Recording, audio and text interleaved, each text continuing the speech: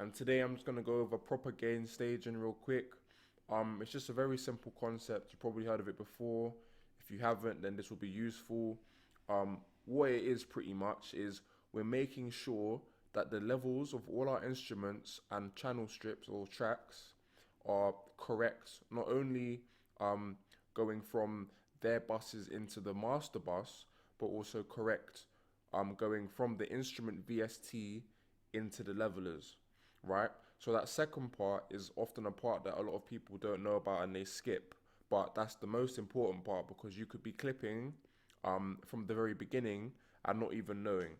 Now that's not to say that sometimes clipping can't sound good, but it's quite rare and um, I can't ever tell you not to do anything. I can only give you tips that are likely to improve your mix. Um, but stuff like clipping, because there's a small genre of mixers that like to have certain things clipping for the effect that it gives. That's just something you really have to go by ear from. But 9 times out of 10, it's going to be better if your audio signals aren't clipping. So we're just going to go into that in today's tutorial. Now, most stars or DAWs, as you can see, I'm using Logic Pro.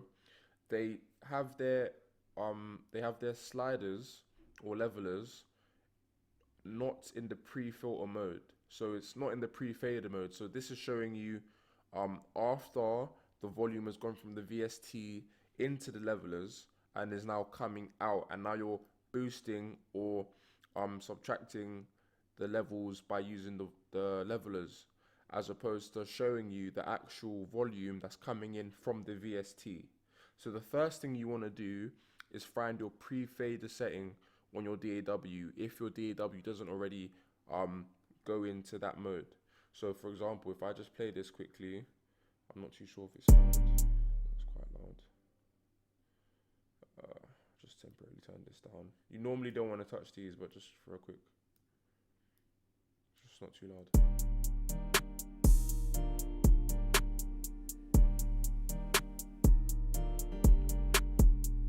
Just something I threw together in like 5 minutes just to show. So when that's playing, you can show all of the volumes that have been boosted and subtracted and all of this by the faders, right? So these aren't the volumes that are coming in from the VSTs. These are the output volumes that I'm now sending into my master bus or submix bus, but that's a bit more advanced.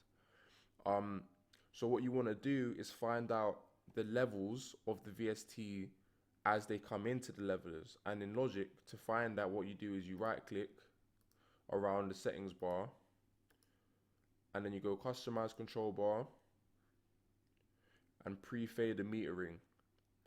Now again, I'm certain every DAW has that. If you can't find yours, just do a quick Google search. So mine's already here. And do you see how it's flipped the levelers around? Right? So now it's showing me the volumes as they come in to the levelers. And it's actually better to mix like this because you can't see the volumes going up and going down when you do the levelers. You have to literally hear the volume. So it prevents you from mixing with your eyes. You sort of are having to mix with your ears. But anyway, I'm gonna play it again and let's see the natural volumes that are coming in from the VSTs.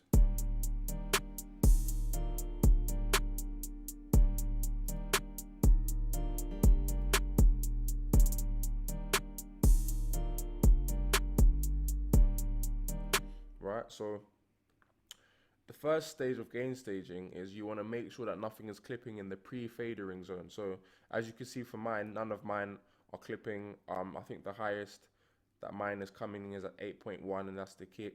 I genuinely like to have everything between minus like 20 to about minus 6 dB maximum on the pre-fader metering. I like to have the kick and the bass in the 10 to 6 minus 6 region, and everything else just slightly below that. But let me just show you an example of it clipping from the VST. So for my kick samples, my drum samples, I use EXS24. And as you'll notice, every VST you use has its own volume control. Now this is the first stage of gain stage. You need to set the volume control of your VST first, and then you can move on to setting the levels. But a lot of producers don't know that they're actually clipping because of their VST's volume, right? So if I turn this up and play it again, you can see it's increased it. Turn it down. And even though this is all the way up, you can hardly hear anything. Whether I turn it down or all the way up, the signal's still coming in, right?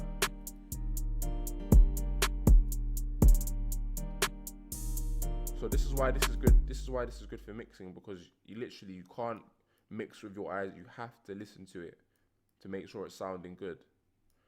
So that is also quite another big tip, is to mix in the pre-fader mode. That will drastically increase because you're being forced to listen to the mix. So yeah, you're gonna want to go through each of your VSTs and set the volume. Like I said, everything is gonna have a level. It's gonna have its own leveling inside it. So just try and aim for that threshold of between -6 to about -20 lowest. You don't want it too low, because when you're mastering it, it could create noise and it gets messy. So you don't want the actual instrument coming in too low either. So just aim for the sweet spot of between -6 and about -20. So once you've done the pre-fader metering and nothing's clipping, everything's where you want it, then you can just quickly move on to the normal leveling and just check the meters there. Make sure nothing's clipping. I'd say still go for -6 at the max.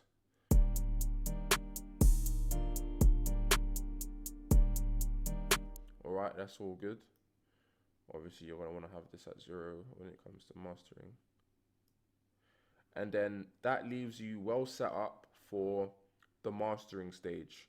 Once you have everything not clipping, that's your gain stage sorted, and you can move on to other stages of the mix.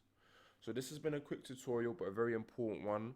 Again, from 16 beats from masteringthemix.com. I have an excellent beat mixing course out right now, so make sure you get your hands on that. The link is in the description. It's a very good course.